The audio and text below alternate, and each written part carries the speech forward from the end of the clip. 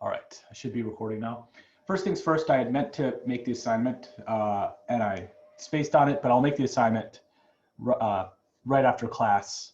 And just so you guys can get a sense for the homework, where the submission is, in case you're kind of anxious to start submitting. It's not due for another 8 days, but in case you want to submit early, you can do that. Although there are some aspects of the homework that you may not have been exposed to. I certainly haven't explained everything about the homework yet. So I'll do that in terms of how to accomplish the homework. But just kind of to clarify, the homework is due on Friday, October 23rd. You can find it on the OneNote under class info, and it's under homework 1. And you'll basically submit the things that are required of you, and you'll also have a class discussion forum where you post your music, and there's a grading rubric as well. So so we're going to talk about other aspects of the homework. We talked about drum patterns, we talked about other examples of Midi, but we haven't really talked about audio samples. We have talked about our favorites, and we haven't really talked about automation. So I guess we will cover that stuff today, for the most part. And yeah, I guess without further ado, I'll switch back to Ableton. I still have this previous track that we were kind of compiling. It's sort of a hodgepodge of 2 different things. It has like the MIDI that we've created based on that music theory formula. If you remember, I guess just looking through all the stuff. Let me see, maybe I didn't share my computer sound. No, I did.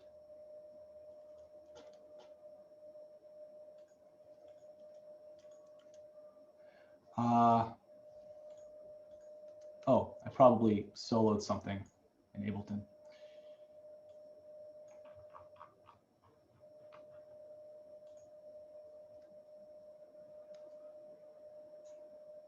No, didn't do that.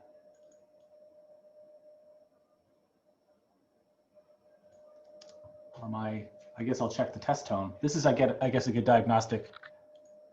Can you guys hear this test tone? No, it can't. I can't hear it either. Normally the Zoom audio device just works.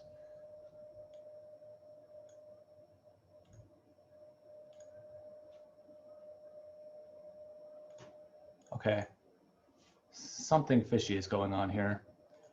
Let me close my Ableton and restart it.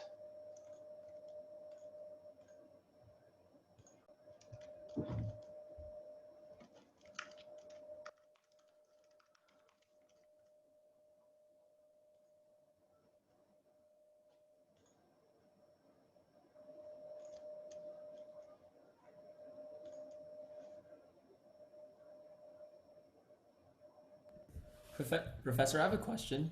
Sure. Yeah, this is regarding like a comment that was like very early on. I think the first lecture when you were saying that we could use any DAW. So I went ahead and used Logic for the project, and I was wondering how would people get points for the favorites bar if they don't use Ableton? That's my Well, question. that's actually, you are supposed to use Ableton for this project. Oh, okay, got Yeah, it. you could use certain aspects of other software that you prefer, but Mhm. there is an aspect of using Ableton. So like, I guess you still have to use it to some degree, which Oh, for sure. my philosophy on that is it's just cool to expose yourself to different softwares, because like inherent in the paradigm of each software will offer you different creative approaches just based on how the software is worked out. Yeah, So yeah, so I guess at this point, just do your best to incorporate other aspects from Ableton, but you don't have to completely let go of what you've done in Logic. You could export it into Ableton and just kind of add some flair to it in got it. Ableton. Thank you. Of course. Okay. Sorry guys, let me see if this is working now. This has never happened to me before.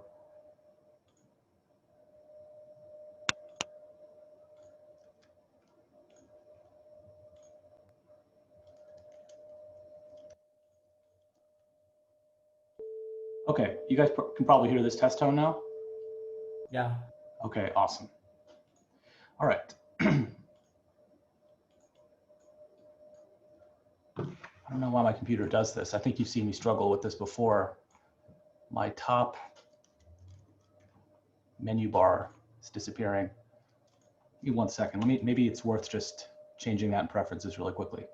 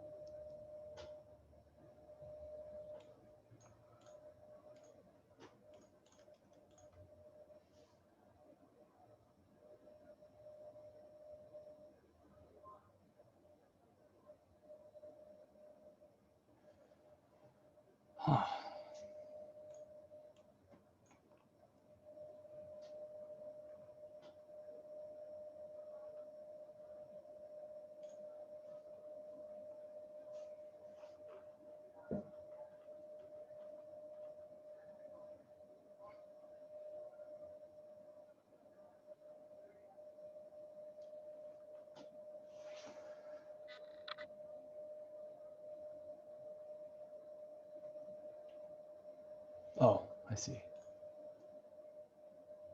No.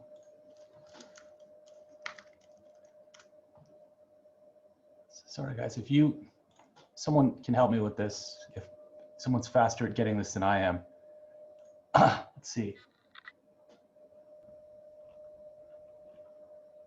Okay.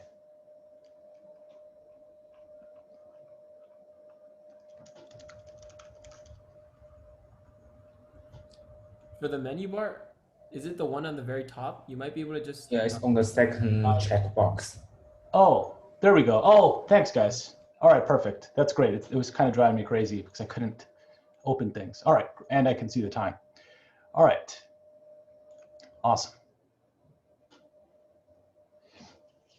Part of the name of the game is debugging, so in any software that you use.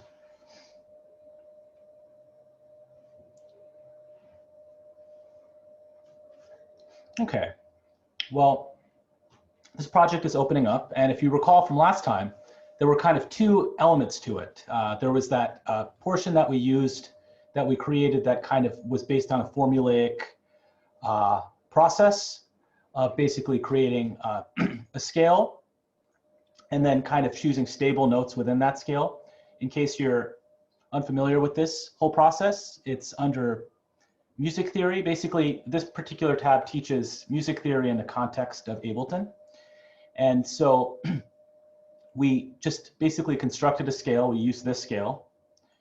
And then we elected to choose these notes of the scale as being stable. Basically, the first, third, and fifth notes of the scale to emphasize. And basically what we ended up getting in our MIDI by doing so were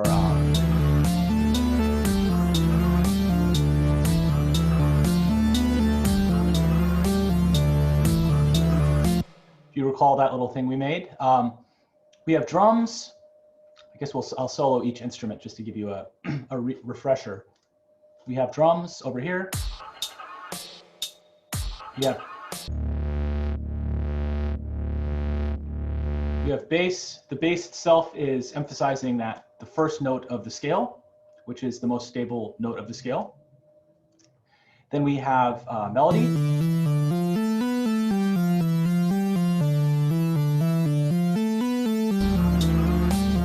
And then we even have a chordal element over here.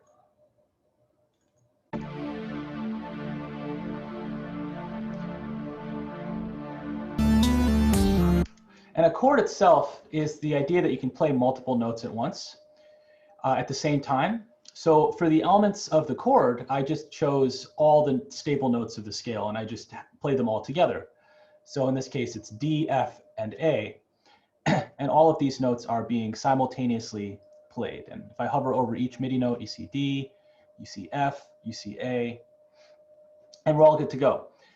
So we created this musical pattern, and it was gratifying to do so. In a certain way, we followed a certain kind of process, and we got a cool result as by doing so. But then at the end of the class, I showed you a means of basically getting MIDI data. Remember, this is all MIDI data. And we're going to talk about the distinction between MIDI and audio more in class today. But I exposed you to a different means of getting MIDI data so that you don't necessarily have to concentrate your efforts on actually arranging, using music theory in the way that we did to kind of generate a melody. You could, for instance, this is the silly kind of Star Wars rendition that we have.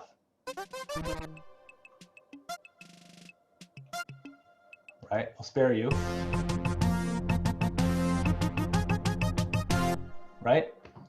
There's the issue with MIDI on its own accord is that if you recall, MIDI itself is just the sheet music. So all of this is just basically computer sheet music. The problem is you need to actually put an instrument on the sheet music. Like you can't, it's like you need an instrument to actually play the sheet music in real life. Like the same way you need a computer to actually do so. So you have to specify what instruments you want to use to render the MIDI. So the result is when I downloaded this MIDI file, which I guess I can show you, I think I went to midiworld.com or something like that. And I downloaded a MIDI file, and you know, the Pink Panther. Let's just take a look at that. I looked at it, I downloaded it, I looked for it. It's actually showing me a bunch of things here. It's maybe a slight bit of a struggle to actually find the download link without accidentally clicking something else. So for instance, you know, maybe, what's a good one? Beverly Hills Cop, Axel F theme. So I'll download this file. And the thing about MIDI is that you might find the MIDI will appear in your software in one of two ways. You might find that when you drag the MIDI into software, into Ableton, just by taking it from your Finder or your Windows Explorer, dragging it on, you might find that it just creates all of these different tracks, right? You might find that it does that. Whoops. Uh-oh. Okay. You might find that it actually tries to drag several different MIDI tracks on at the same time. But you also might find that it kind of drags on one MIDI track. And so the idea is it could actually, sorry guys, my Ableton is frozen.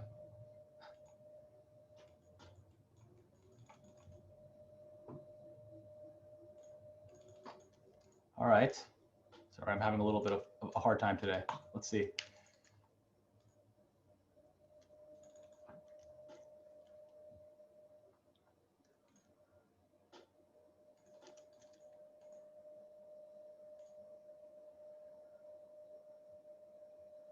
Okay, apologies, guys. Let's see. I guess this is just the name of the game, part of it. So if anyone else has been struggling with Ableton, you're not alone. I definitely have my fair share of struggles as well. So anyway, the point that I was trying to illustrate was when I was dragging that MIDI data into Ableton, it created a separate track for each of the different instruments. But sometimes when you drag a MIDI file into a software, all of the different instruments are on one track. So that's something to be aware of, because you might find one way to be easier to use, or the other way to be more flexible in terms of being more specific on what you want to assign to each individual instrument. When you have everything as one MIDI file, you have less flexibility in actually choosing the precise instrumentation, because everything is is all clumped together. Let's see. Ableton is opening.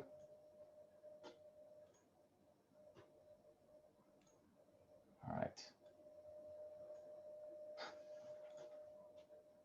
So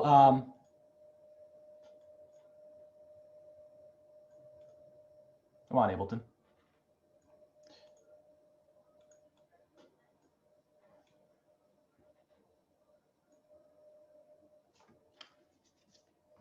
All right.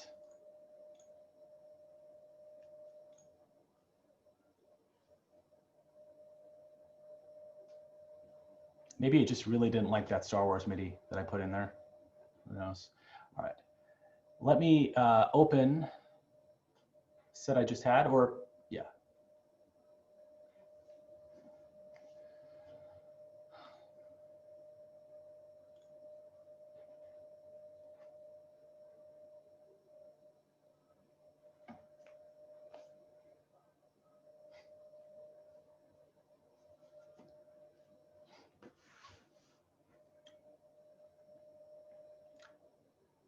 Okay.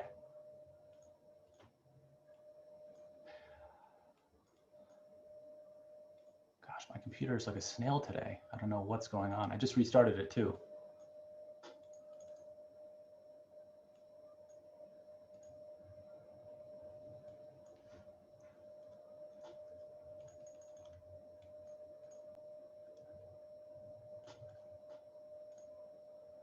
Okay, it's much faster when I'm not sharing my screen. So I'm just unsharing it while I do some stuff. Yeah, it's just not, when I'm sharing my screen, I can't do anything. Let me try leaving the meeting one more time. Or actually, it looks like it's letting me do stuff again. Okay, great. Fingers crossed. Okay, anyway, so the result is I was able to drag all this MIDI into Ableton, and I just assigned a specific instrument to each one of those tracks by going to device view, or rather, each of the clips, each of the MIDI clips is labeled.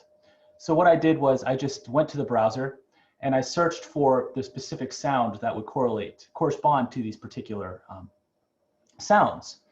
And I went in there and I just searched for strings, for instance. I searched for a horn, for instance. I searched for a flute, searched for a clarinet, etc. Okay? So all this is good and well. I think we've pretty much talked about all of the basics of MIDI as a result of this. There's more to talk about, but you might find that you want to do stuff with audio. So I kind of want to give you a little primer on audio.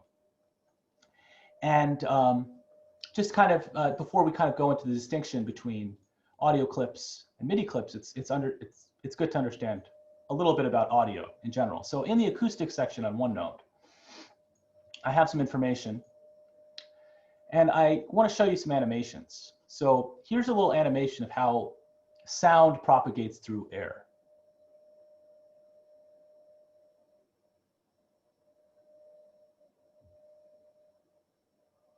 Okay.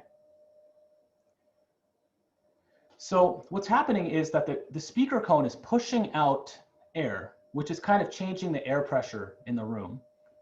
And there are regions in the room where there are more highly pressurized areas, more pressurized zones, and then there's depressurized zones as a result of the airflow, okay? So some of the air is more tightly packed together, some of the air is less tightly packed together.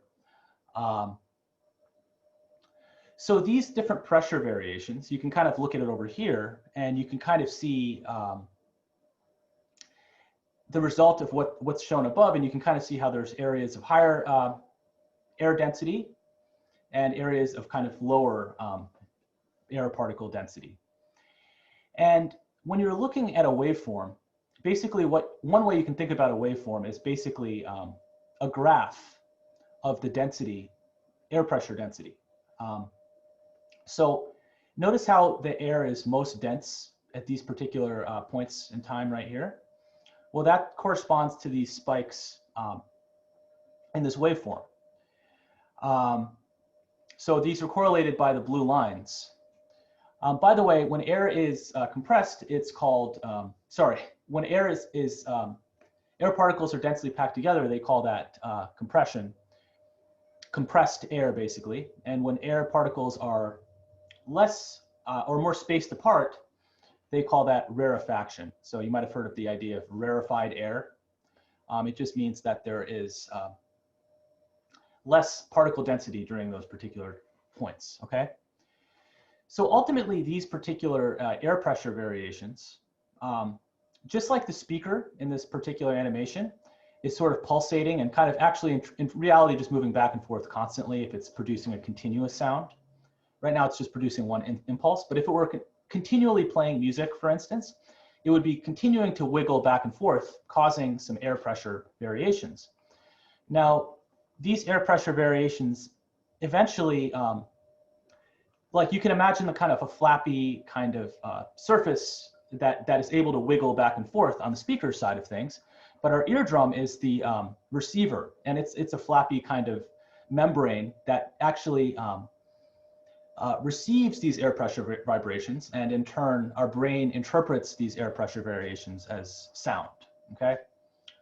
So this is just a little bit about acoustics. So the next thing I want to talk about is basically frequency. And it's the idea that it's related to this idea of periodicity and being periodic. So if the air pressure fluctuations repeat in some sort of patterned, steadily patterned manner, like you can look at like this graph right here, you can imagine the air pressure graph equivalent of it right here, right? If you look at this, you see that there's a pattern, there's a steady pattern of air pressure fluctuation, right? You can see that these things repeat. Let's say that this is a 1 second window of time, okay? So I've drawn dots here to show you every single time a pattern repeats. So in this particular case, this particular pattern from the peak of the waveform to the next peak of the same pattern in the waveform, this happens 11 times, or just a little more than 11 times in this 1 second window of time. So that means that this sound has a frequency of a little more than 11 times per second. So frequency is measured in, basically it's the amount of repeated patterns per second. That's one way you can think about it. So frequency, if a sound has a frequency, it's periodic, it's repeating something a certain number of times per second. So let's take, this is a higher frequency, okay? Let's look at a lower frequency. So in a lower frequency, you see from this peak of this wave to this peak of this wave, you see this pattern getting repeated approximately, well, just under 2 times per second, right? It doesn't quite happen 2 times. Like it happens, this is one entire pattern, and there's a little bit left over on this side, and there's a little bit left over on this side.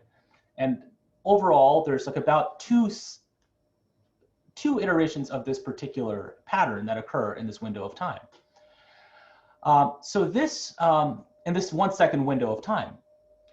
So this particular sound has a frequency of just under 2 hertz, because there's less than 2 repetitions of this pattern per second. So this has a frequency of around 11 hertz. This has a frequency of around 2 hertz, okay? This is a high frequency, many cycles per second, many pattern repetitions, and this is a lower frequency sound. And truth be told, not many sounds are exactly periodic like this, but this is a theoretical, a good thing, an easier way to think about it, I think, at first, because real sounds are a little more complicated than this, but many sounds are. So frequency, how does that relate to pitch? Okay, so we saw in the last slide that lower frequencies have fewer repeated air pressure pattern, fewer cycles of air pressure variation per second, right? So the way our brain interprets these kind of wave pressure variations, patterns are as lower pitches. So like lower frequencies we imagine as lower pitches or like lower notes on the piano. Whereas higher frequencies where the air pressure variations happen, the patterns repeat more often, we interpret that as those as higher pitches in our brain, okay? So I want you to imagine a car engine, okay? This idea of something happening per second, okay? Have you've all been in a car probably. It's probably definitely true. You know how when you're in your car, the engine revs up and there's something on your car engine that says revolutions per minute. And like when you're pressing down on the engine, it actually sounds as though the pitch of the car is increasing. Like when you rev up, like as the RPMs increase, it sounds like the engine is raising in pitch, right? It's my attempt at a car engine. So revolutions per minute, that's basically patterns per minute. So that's directly related to a pattern per second, right? So the reason that we hear it as a frequency is that the engine, as it's revolving in in somewhat of a steadily patterned manner.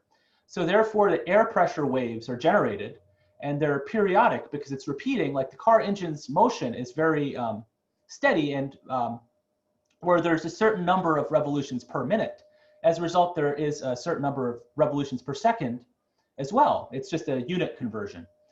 So this is an example of how frequency and pitch can kind of be thought of in a real life example, okay? So this is, again, waveforms are something that we're going to be looking at. So I want you guys to kind of understand what we're talking about when we're looking at waveforms. Again, we're talking about this early on in the quarter. We're definitely going to talk about this over time, but just like I gave you kind of a crash course on, some segment of music theory, I'm giving you a little bit of a crash course in some segment of acoustics as well.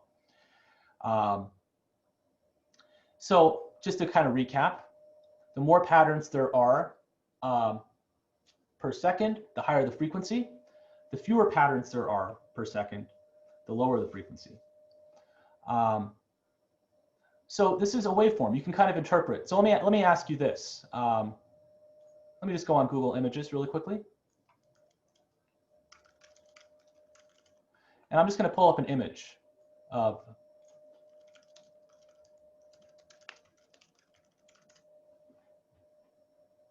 okay. Ooh, well, you know where I got that image. Okay. Well, this is okay. I want to kind of quiz you. Let me ask you this.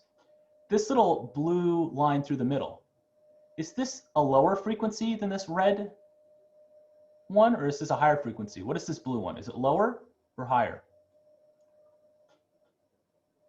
It's lower. Yeah, it's lower. It's lower. It even says right here. But yes, it's lower. Whereas this is higher. Right here, this is a low pitch sound. Here, this is high pitch sound, right? Okay, so we kind of know, we're looking at the spacing of these patterns and we're getting an idea for the pitchiness or the high, if it sounds like a high note or a low note. But what about the actual height of this, right? Like what that refers to is basically the amount of air pressure at any given time at that point, okay? So it's the amplitude basically of the wave. And in an acoustic setting, it's basically the amount of air pressure, the density of air pressure at any given time. So for instance, right here, this is where the air pressure is the highest. We looked at that over here, right? So correspondingly, this is where the sound is the loudest. Whereas, but basically, here's the thing. Notice how waveforms basically, there's a high point and a low point, a high point and a low point. Basically, periodic waves have highs and lows. The real loudness of the sound is, you basically get a sense for it by looking at, you kind of see the loudness reflected on both ends of the spectrum. Like this is also loud because this is like, basically these, these represent, if I'm, Chad might be able to correct me on this, but this is a positive high pressure. This is a negative pressure. Is that correct, Chad? Yes, that's correct. Okay, cool. So anyway, the height of this graph basically refers to the absolute value, I guess, of this graph basically refers to how loud the sound gets at any given time, okay? So if you see a graph that's taller, waveforms that are taller or louder, they cause more air pressure changes, sorry, I guess I should say the air pressure at the air pressure gets denser during the loudest points, and so the result is our eardrums also experience that. And if the air pressure gets too high, it's painful because our eardrums just can't tolerate that amount of pressure. So anyway, so if you're looking at a waveform, you can infer a lot about it just by looking at a simple waveform like this, right? You can kind of, if this was 1 second of time, let's say like from this point to this point, if this was 1 second of time, approximately how many repetitions of this pattern occur in this window of time?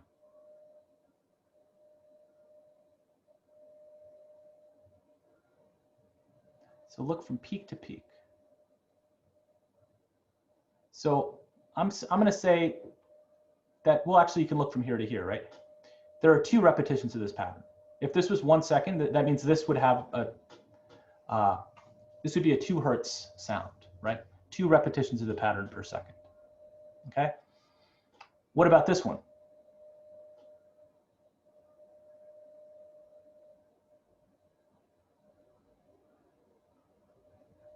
Anyone? Speak up, or I would request that you speak up. I think it's 2. Same 2 hertz. Perfect, exactly. Yeah, so it's 2 hertz. And yeah, so it's the same exact frequency as this above picture, but it's just that this one is louder than this one. Okay? Okay, the last but not least. This one's a little bit complicated. It's not like any of those ones weren't complicated to talk about, but this one I may or may not, well, this one is important, okay? This one is very important. So air pressure variations, they're continuous in nature.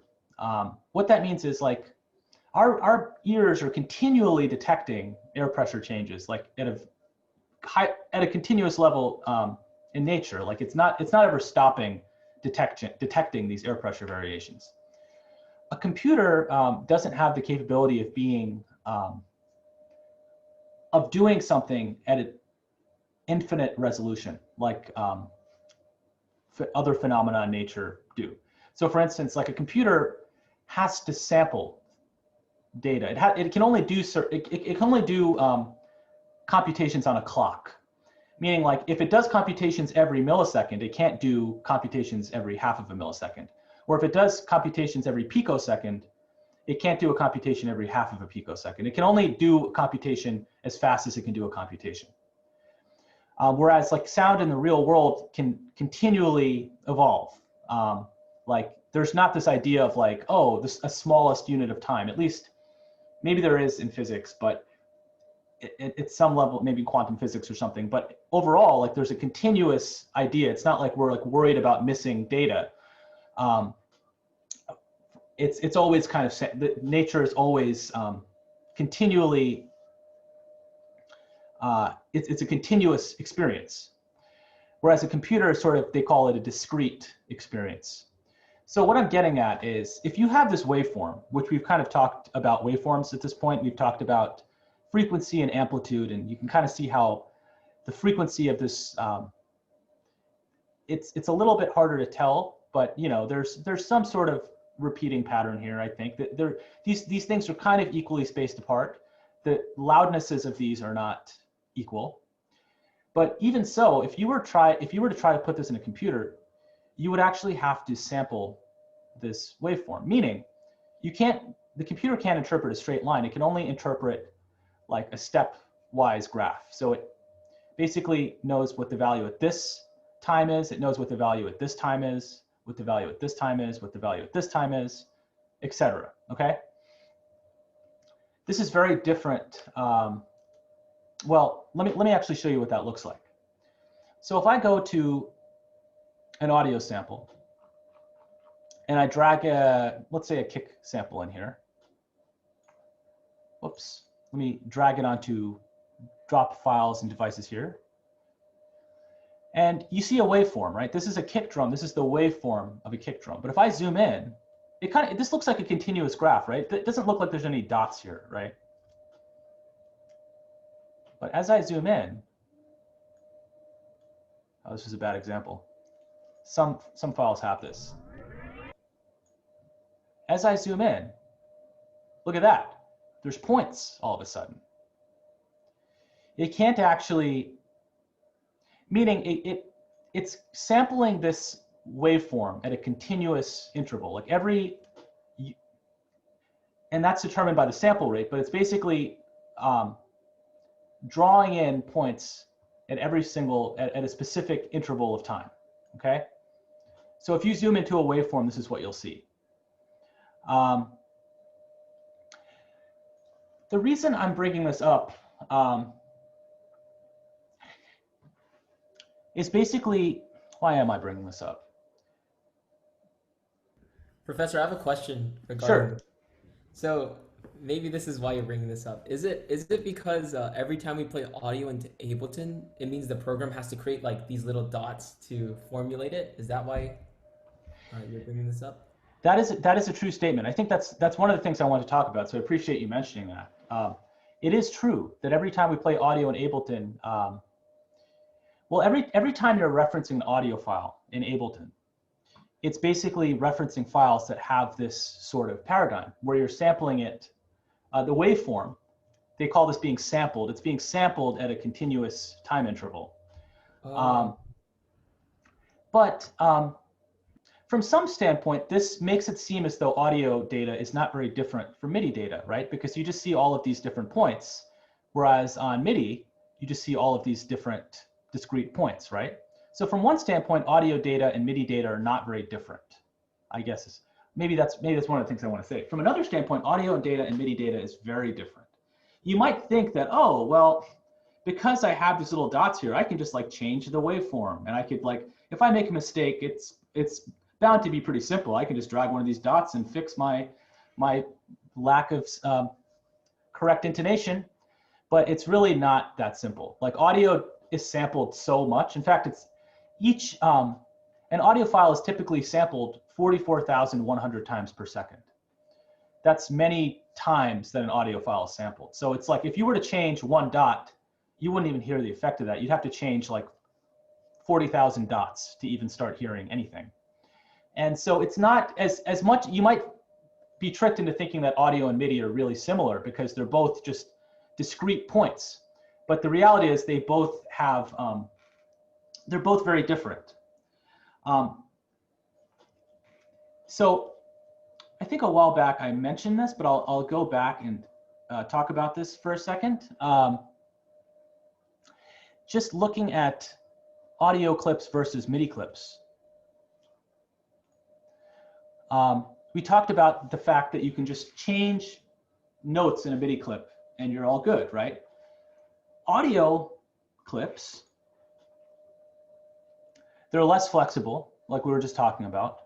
So correcting the wrong note or trying to do some auto-tuning or something might not sound natural. That's why when you hear auto-tune, it kind of sounds like auto-tune to some degree. It doesn't sound like, oh, I completely corrected the person's intonation and no one can even tell that I changed it.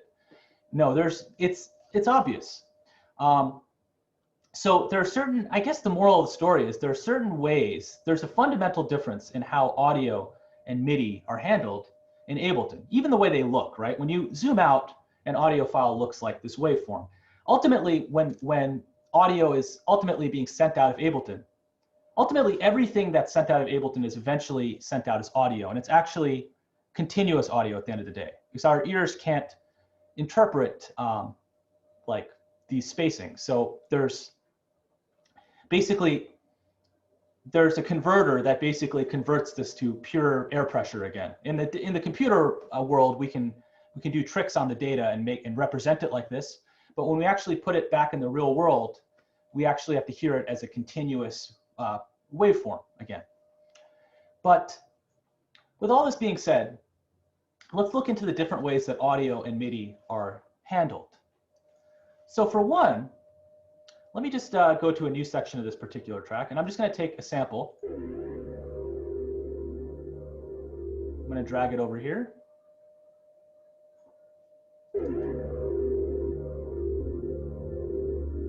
Okay. Cool. So this is one way you can deal with audio in Ableton. You can take a sample from the browser or on your file browser, drag it into Ableton, and then you have some controls available to you. There's actually many controls, but there's a few that I'll talk about right now. One of the controls that you have available to you is you can raise or lower the amplitude of the waveform. So basically, we were talking about that earlier. You can change the volume, basically, of the sound just by messing around with this particular dial right here. And that's called the clip gain. Okay, so if you go to the OneNote and you go to audio clip, you'll see some salient information about just kind of like the most important things that you'll probably want to use, for now at least. But the clip gain basically determines how loud and soft this audio clip is. Right now it's really, really soft. I'll spare you from hearing it really, really loud. But here are some cool things you can do with audio. With audio, you can actually take advantage of the fact that you might want it to sound a little artificial, or no, you might want to mess things up in a way that you might want to take advantage of the properties of audio. So you might want to do something like this.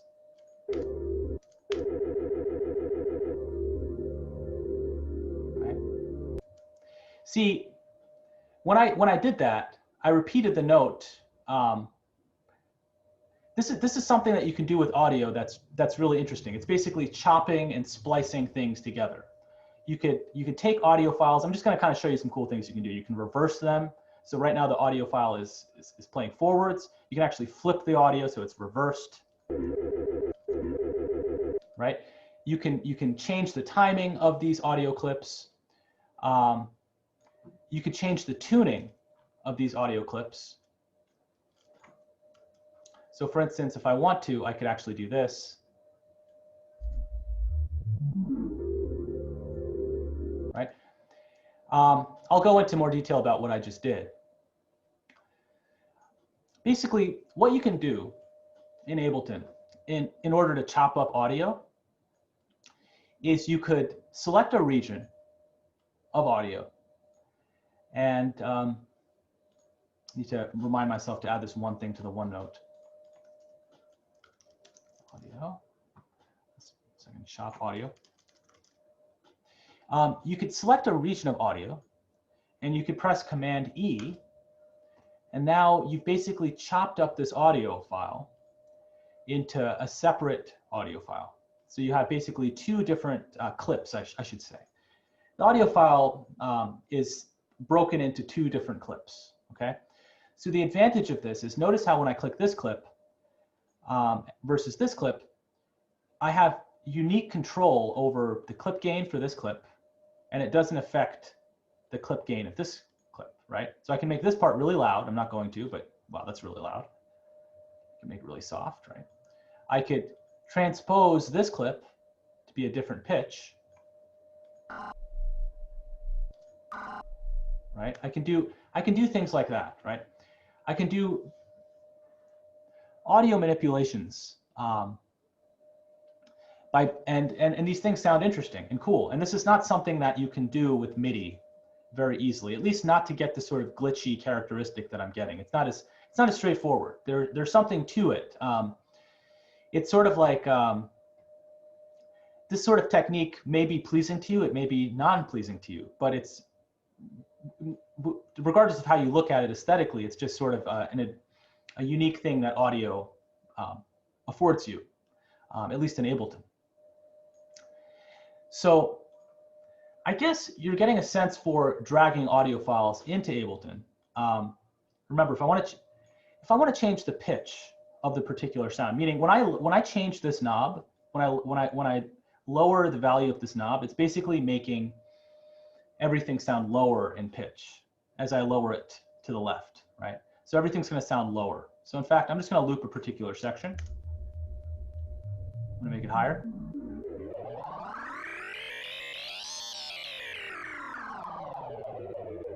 going to lower it, right? Low frequencies, high frequencies, right? So definitely doesn't sound like the original sample at this point in time. You kind of lose the original quality of the sample, but you gain something by processing it in these kind of unique and novel ways. Similarly, just to kind of recap clip gain, you can change the clip gain by just adjusting this little bar right here, and you can change the level of the clip accordingly. One other neat thing you can do is to click this reverse button. And if you click this reverse button, it basically reverses the clip. So for instance, if I, let me find a good example of something to reverse to kind of really show you. So maybe I'll find some speaking. Okay. That's not what I was expecting to hear. Let me go to loops, audio, Midi. Okay, speech. I've got a bunch of samples, movie dialogue. Let's see. It helps the speaker lead his audience into. Okay, that sounds good. It's soothing. So I'm going to drag this little audio clip right here. It helps the speaker lead his audience into the scene he describes by creating an imaginary picture. Okay, that's nice. I like that. Okay, I'm going to reverse it. Click the reverse button.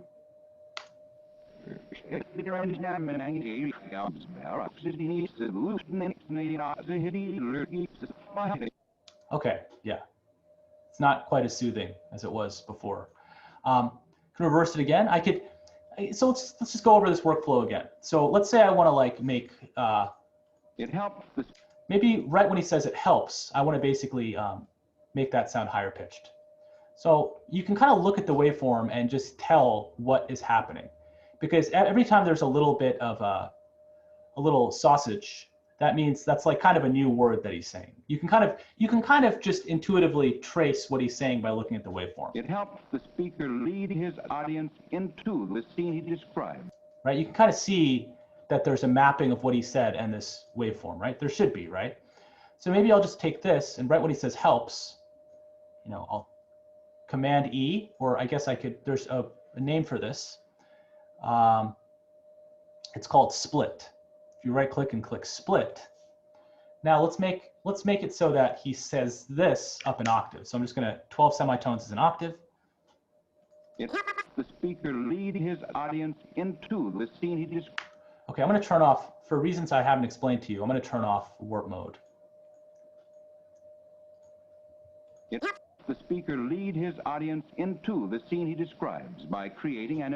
Okay, so maybe like at this part, this is totally like, I'm just kind of going with the flow here. There's not really any process. I'm just having fun. Let's say I just want to make this part of the clip just sort of lower in pitch. I can select it, -12. Scene he describes. Right. Okay. Okay. I've talked to you a little bit about audio clips. Okay. Now let us go on and talk about some Midi. Sorry, not Midi.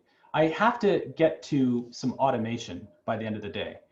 And I think kind of a cool segment to kind of segue into now is this concept of audio effects versus Midi effects. Because we've talked, in order to understand the difference between audio effects and Midi effects, you need a precursor on the difference between audio clips and Midi clips. And I'm going to talk to you about automation kind of in the context of audio effects, okay? So, as the name suggests, audio effects alter audio. Basically, I think I've mentioned this, but every single sound that occurs in Ableton, whether it's a MIDI clip or an audio clip, ultimately gets converted to audio before it reaches your ears, okay? So let me show you what that looks like. So over here, and the way you can see that is in device view. So I have this MIDI clip, right? You see all this MIDI data. This is the drums that we had earlier. My thesis is that every single thing in Ableton that you hear ultimately gets converted to audio. So let's look at these little meters right here. This meter right here has to do with the MIDI data, okay? So basically the MIDI data is coming in, it's right here, right? This MIDI data is coming in through this device. It's the sheet music. It's coming in through this device. And this is showing it coming into this device. And you can kind of see this is the representation for the level of the MIDI clip at any given time, of a MIDI note at any given time, right? Now look all the way over here.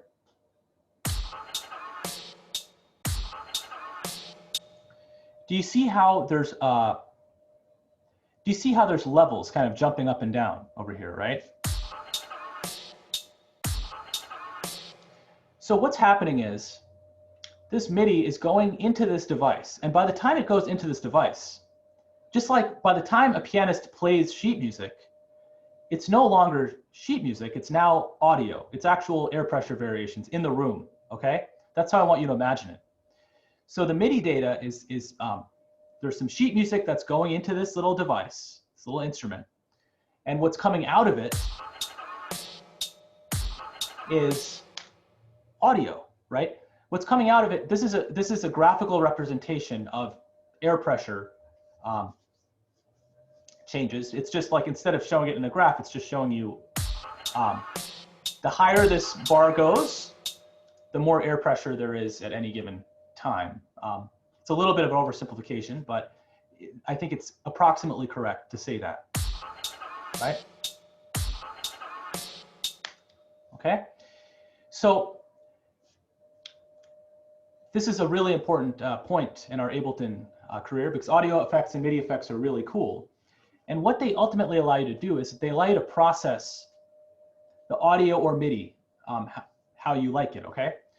So let's start out with audio effects. Now, audio effects alter audio, okay? So the idea is you have to put them after the audio is being originally made. So the audio is being made by this device. Now let's add an effect to it, okay? So if I go to audio effects, there are a bunch of audio effects here. And what I can do is I can just click one of them, just for experimenting sake. I'll just take it, I'll drag it right here after the audio is being created. Okay, unfortunately you can't hear that one because you can't hear stereo over Zoom. So let me choose a different one.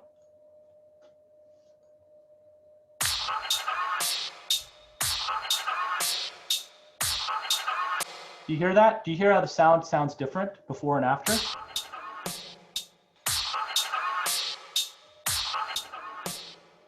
Right? So what's happening is this particular sound is being processed, okay? So let me try another one.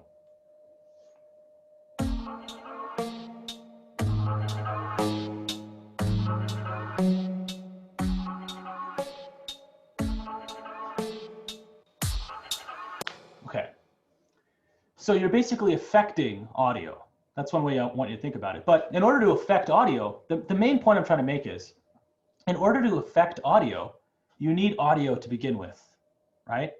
So that's why I'm pointing you here. Like, you're seeing that audio is being created right here, right? Now you want to take this audio, you want to affect it by putting an audio effect, and now look at this. Audio is being, look at the signal chain, okay? You see the MIDI coming in, you see the MIDI going into the device, and then audio is being made. And then you see audio going into this device. and then the audio coming out. So this is ultimately what we hear right here.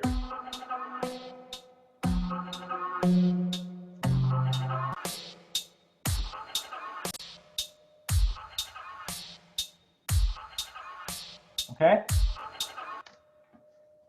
Okay. So what's the big idea here?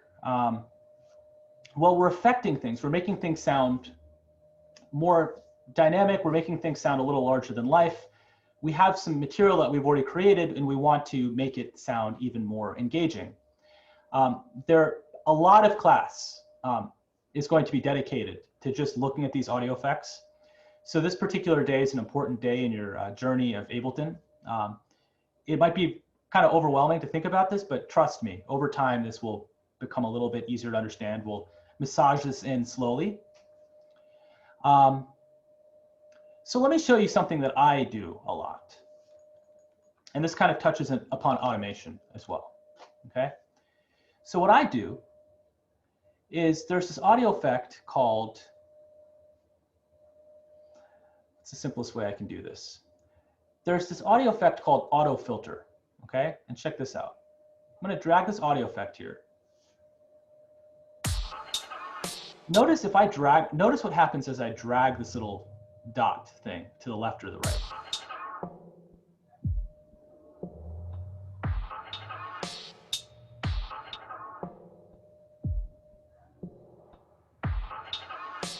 Right? It's cool, right? So this is like basically a lot of times in music during pivotal moments in time, I'll kind of do something like this. But then you might wonder, well, how do you do that? You have this audio effect here, right? But then how do you like change it over time? Well, that's what automation is. It's basically changing something over time. So for instance, you might find that this kind of sounds cool. You have this particular track.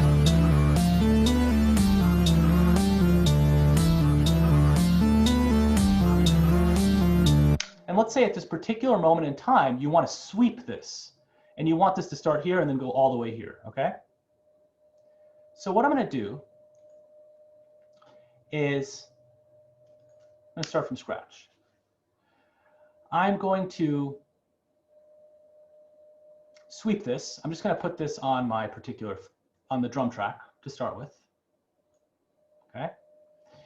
And what I'm going to do is I have to turn on this mode called automation mode. And you do that by pressing A, okay? As soon as you press A, you see a particular graph of sorts, and you're able to draw in parameter changes, okay? So for instance, notice what happens as I, whoops.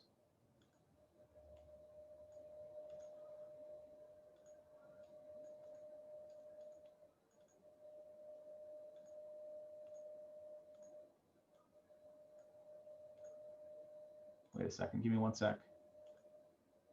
Okay. Okay, notice what happens when I click on a particular parameter, okay?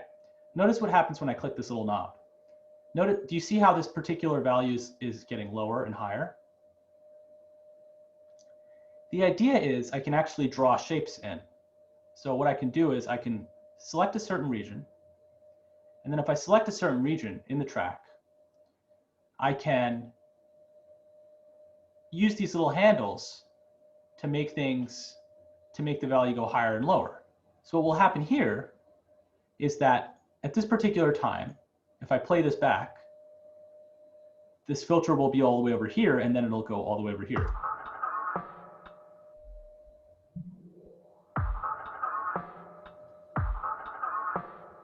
Right? Do you see what I did there? Basically, I'm taking this value right here, and I'm basically drawing in a shape to kind of show you this value over time. And the shape basically pertains to lower values right here to the bottom of the graph, higher values, clockwise values, up at the top of the graph. So counterclockwise values near the bottom, clockwise values near the top, okay?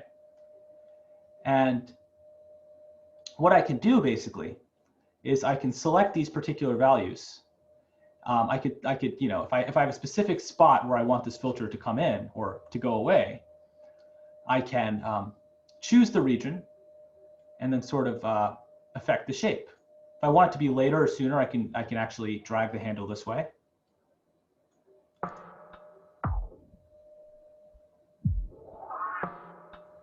Right? If I want it to be a little louder, or if I don't want it to duck away too much, I can select this region right here, and then I can drag this handle up like this.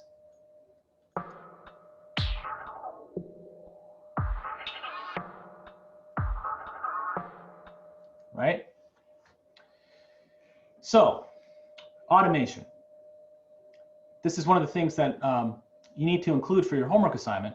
You don't have to automate something like this filter. If you want to keep it really, really simple to start, anything that you click in Ableton will kind of open up an automation mode. Well, any knob or slider, okay? So for instance, in automation,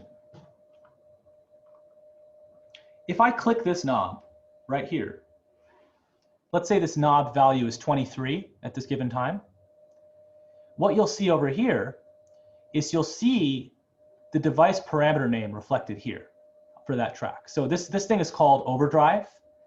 In the track itself, you'll see it called overdrive right here, okay? And then what you'll see is this value right here, this little dashed line, represents the value of this knob. So this dashed line should represent 23, okay? Which is what's over here. The way it is right now, it's not set to change over time. So it's not it's a dashed line instead of a continuous line, or sorry, a solid line, okay? In my case, I've committed changes. Like I've said, no, I want this to be here at this time. I want this to be here at this time. And so it actually is, it becomes a continuous, sorry, solid line, okay? So let's take a look at another parameter. So it doesn't matter which one I click. Let's look at the volume. This is the volume right here. I'm going to click the volume right here, and notice how right here in the automation control chooser, it says track volume, right? So let's say I want it to become quiet at measure 3. Remember, measure 1, measure 2, measure 3. Let's say I want it to become quiet at measure 3. What I can do is I can select these measures right here, and I can lower this down. And now, let's listen.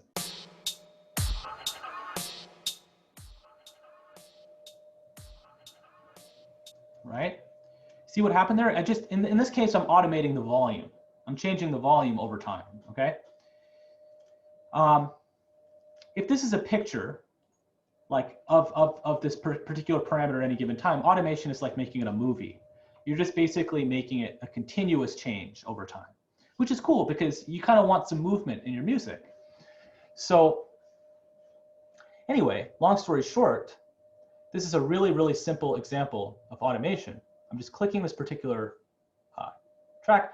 In this case, I'm selecting a particular region of time. I could affect automation in 2 ways. I could use these particular handles, not to brag or anything, but I put in a feature request for Ableton to add this feature request based on another DAW, and I was really vocal about it, and they finally added it. So I'm like obsessed with these handles, like I use it all the time. It's actually, the original software that had it was a pre-Sonus Studio One, and they still have it. And I was like, Ableton, why don't you add this? And I just, they eventually added it. So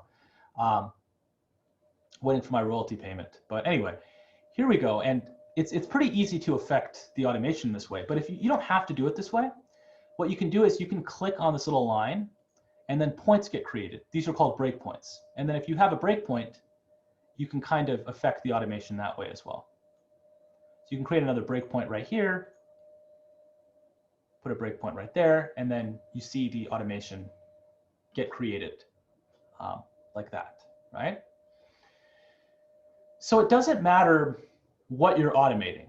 I started out by showing you a more complicated example of automating an audio effect. It's sort of like the big picture name of the game, right? I have to show you this sometime. And it's cool to automate certain things. Certain things sound cooler to automate than other things. So like certain parameters, like filters, are really, really cool to automate. I have a whole section on filters, but I'll probably not show you that today. I guess what I want you to kind of explore is automation, for one, but also just exploring these different audio effects, right? What's cool about a lot of these audio effects, remember, they're all under the browser under audio effects, is you can just click a random one. Remember, you have to be in device view. And then you could just slap one of these audio effects on top of the device or after the device, right? Remember, the audio has to be created first. And then after the audio is created, you're affecting the audio, okay? So let's just experiment with some of these different sounds. And again, we're going to talk more about all of the implications for these sounds over time. But you know, what does laundry sound like? So hopefully that isn't too loud. Is that searingly loud for you guys? No. Okay, cool. Thanks.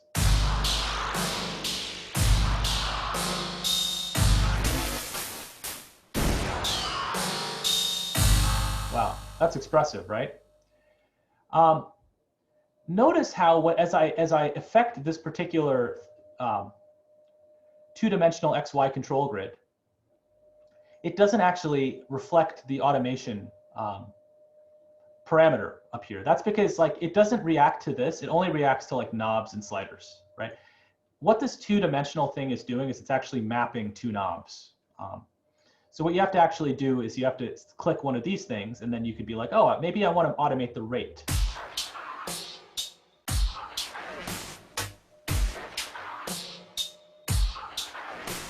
Right? It's fun to just like play your track and just experiment with shapes, just being like, what happens if I do this? Right? That's just a fun thing to do. So it doesn't matter where you start with. To be honest, when I started this, and still to this day, I'm in the spirit of experimentation. I'm just curious to see what some of these things sound like. As much as I theoretically know what they should sound like, they inevitably sound different than what I'm expecting. It's just there's just so much that music production offers you that it's like you never know what you're going to get. So, you know, for instance, I'm gonna click a delay, and I'm gonna go into this little delay audio effect. I'm gonna drag in robot.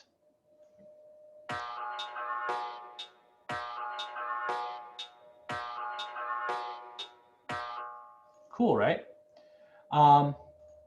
Maybe a clean delay, dotted eighth note.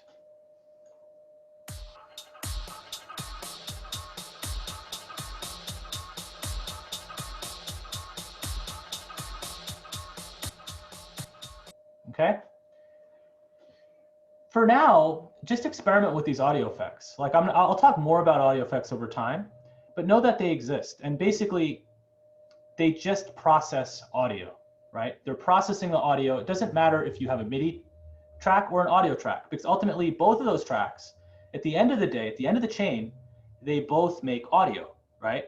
In order for your ears to hear this stuff, audio is being made. So you can process that audio further. You can add audio effects to audio effects. You can add an audio effect here, and then you can add another audio effect here. After this audio, you can keep going, right? You can add like a third audio. It doesn't matter. You're basically, the signal flow is going from left to right, okay? So you see the device, you see the meter, which is the demarcation between the devices. You add an audio effect. If you want, you can add another audio effect. In truth, when I work, I often add several audio effects.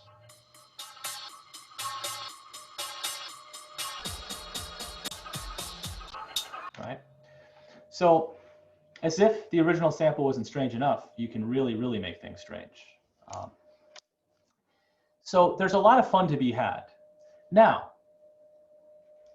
audio effects. Hopefully that makes sense. The other thing I wanted to tell you about, maybe I should, maybe I shouldn't. I might go a little bit over today just because of the technical difficulties. If you can't stay, just feel free to leave. And this stuff is recorded, so you can check this after the fact. But I want to I kind of still want to talk about this stuff just so that you're not falling behind. So audio effects, cool, right? Maybe this is a good point to actually, instead of going into MIDI effects, maybe this is a good point to just let students kind of come up with something cool, or I could go into MIDI effects. I'm not sure if it's worth going into them at this point. Yeah. Nakul, maybe you could just go over once more the really basic thing of how to do automation, like Sure. pressing A, you know, drawing the line to bake it into the track. Sure, it's a great, definitely. So the most basic way to create automation is you press A. You have to engage automation mode by pressing A. So if I press A in Ableton, notice how some dashed or solid lines appear. And notice how the automation chooser also appears. Basically, the actual track headers change because you actually see some relevant controls that you can affect, right? So that's the first step, okay? The second step is you have to decide what you want to automate and where you want to put the automation. Right here, you have a canvas to put automation anywhere you want. You also can automate anything you want. But what you have to do is you have to select something. In this case, I'm selecting the track volume, and I can automate that, right? If I wanted to, theoretically, well, let's just go with this for a second. So I selected this particular, I clicked this. If I click something else, notice how the graph changes, right? Even this particular track automation chooser changes, right? It's reflecting what I clicked. So right here, it says that I'm affecting reverb. Right now, it says I'm affecting delay. You don't need to know what those things are at the moment. Right now, it's saying I'm affecting the track volume. At this point, you should know what this is. This is an important thing to affect. If you don't, I guess it's good you're learning now. So this is the volume, right, of the particular track. So you could automate this over time. You might be in a situation where it just gets too loud, like a particular section of your piece, you want it to be softer, okay? So what I can do is I can click this particular parameter, which is the track volume, and notice how it actually changes over here. And what I can do is, okay, here's a little annoying thing. I hate to tell you this, but this little red button up here,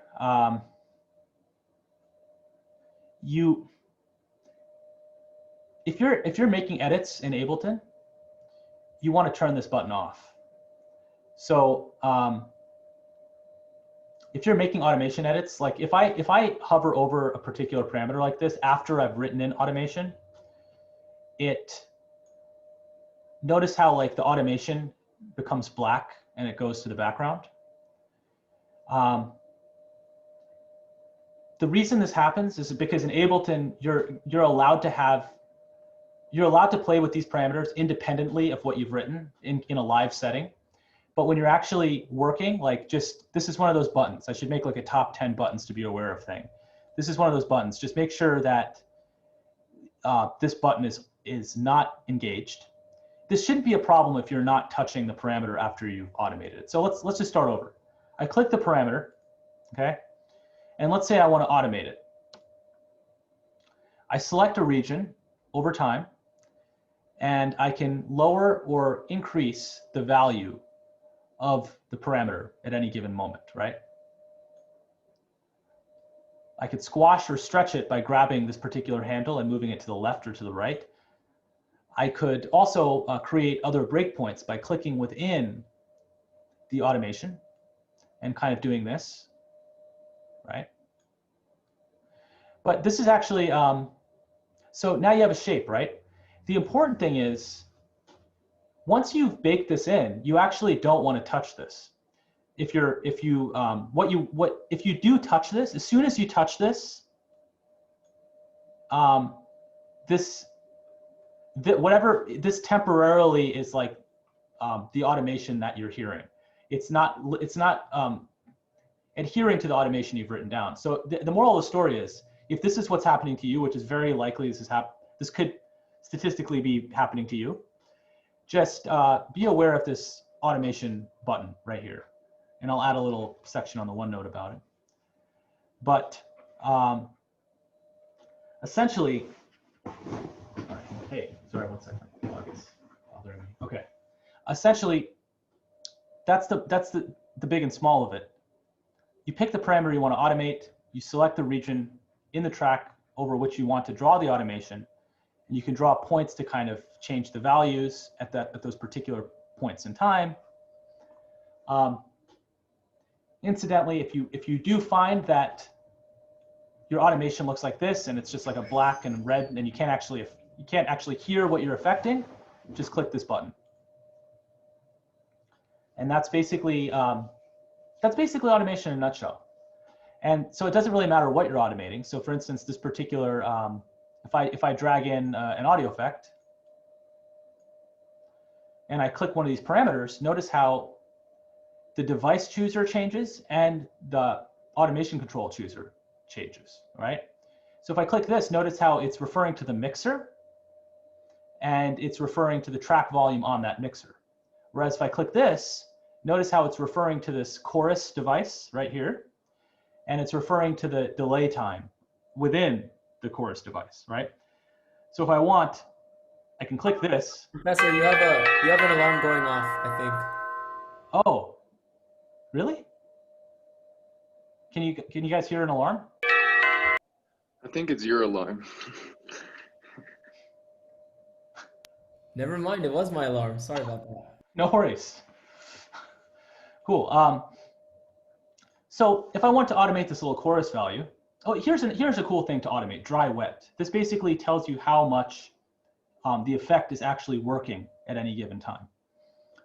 So if I want to automate how much presence of the effect exists at any given moment, I can automate this dry wet control. Okay, so I can just click the parameter, and right now you see chorus dry wet is selected, and now I can basically turn on the chorus, and I'm turning off the chorus at this given time. When we get here, the chorus is going to turn off. Okay, that was a bad example because I also automated volume. So speaking of which, if you want to delete automation, you select the automation and you press delete, or you can just press delete. And that deletes the automation at any given point in time. Alternatively, if you have a bunch of breakpoints like this, and you want to stop, if you double click you click the breakpoint, the automation reverts to where it was before. So if I'm like this and I click this breakpoint, notice how the automation kind of snaps back into a different location, right? So I guess that's the basic thing about automation. So in your particular tracks, one compositional technique that I use a lot is if I have some sort of pattern, right? I have this particular pattern right here. And let's say I make a copy of it, I right-click, I duplicate it. On the second pass of the pattern, I might want to do something a little unique. I might want to change up the pattern just ever so slightly. I might want to automate something. So that's where I was kind of showing you that filter technique, and I will go much more into filters, but just showing you something that I could do very quickly is this frequency filter cutoff. I know you don't know what that is yet, but you can see the graph of what it is right here. Basically, as I change this value right here, you see the automation change. So what I could do is I could just turn up the filter at that particular time. And then, oh, whoops, sorry, give me a second. It helps to zoom in to the appropriate level, right? So what I want is I want the filter to be on here and then turn. I basically want the sound to be filtered during this particular junction in time. So just look at the graph and the shape and hear the sound. Right? So I might do this particular technique during certain eventful parts of the piece, just to kind of bring more attention to the fact that something's changed or that something's repeated.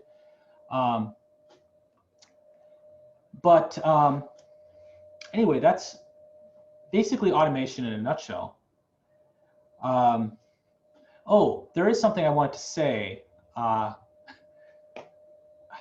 This is unrelated, but I think we're pretty much at the end of the class. And Quishan wanted to, I wanted Quishan to present something that he's been putting together, just sort of a class bulletin. If someone has something they'd like to share, I can kind of voice, kind of tell the class on Thursday at the end of class. So I guess Quishan, I will stop sharing. If I can figure out how to do that. And if you'd like, you can share. Cool, thank you, Professor.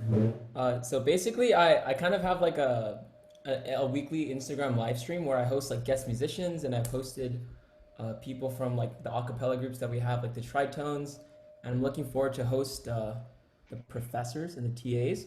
And so like basically I've been doing this for like the past 12 weeks with different musicians and different people that I know. So if you have original songs that you would like to play and share with other people, or you would just like to watch along, you can check out my Instagram right here. And I also want to host the professors, especially you, Professor. I saw your Instagram page and I was like, damn, this guy's like not just a teacher, he's like a musician. Anyways, that's all I have to say. I hope to see some of you guys soon, and peace. Thanks, Quishan. Thank you for the kind words. And yeah, I really like your stuff. And yeah, we'll figure out a time. I know it's really cool. I checked it out. I like the format. I like that you're doing this and you're engaging with the community.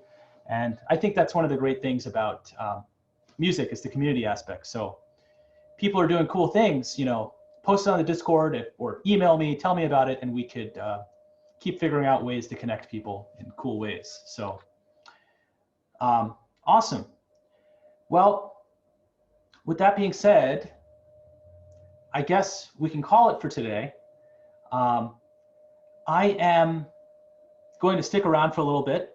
At some point, I have a meeting with the TAs. And if you have any questions, I am just going to stick around. So. All right, Professor, I have something I want to share. Sure. I was messing around in the background while you were talking about automation. Oh, yeah, I'd love to hear it. And so this, I actually have no idea what I was doing here, but this is basically like the best I could do of like Star Wars and like guns shooting. Can you hear that? Yeah. So I was like, how do I make this Star Wars? And I just kind of had it like the lightsabers kind of go whoosh, whoosh, whoosh. And that's all I wanted to share. Ooh, that's cool. Like what were you were automating the volume?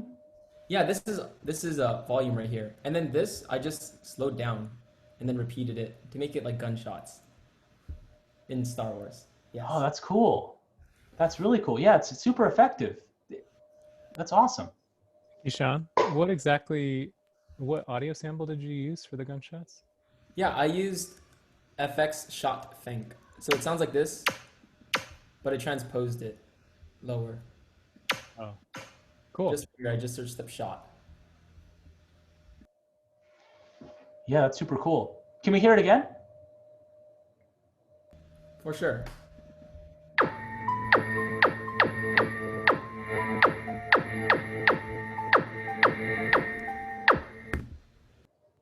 Yeah, and it was kind of like, I was just imagining a fight. I watched The Mandalorian recently, or with my cousins a couple months ago. That's really cool. I'm embarrassed to say this, but I still haven't completely watched Star Wars yet. So I know I need to get up to speed, especially since I played some Star Wars music in class. I need to get up to speed. But yeah, it's really cool. I can definitely hear the kind of pulsating aspect to it as a result of you automating the volume the way you did. Yeah, if anyone else wants to share anything, I think it's always helpful for people to hear what other students are doing. So if not, I'll just be sticking around for questions. Oh, where do we find your office hours? Office hours are usually, by default, it's on the syllabus. It's by default, it's right after class for 30 minutes right after class. But if you'd like, I could schedule a meeting outside of class. It's like not a problem for me. Yeah, should I message you on Canvas for that? Oh, just send me an email. Yeah, you can send me. I guess all my Canvas yeah. messages go to my email anyway.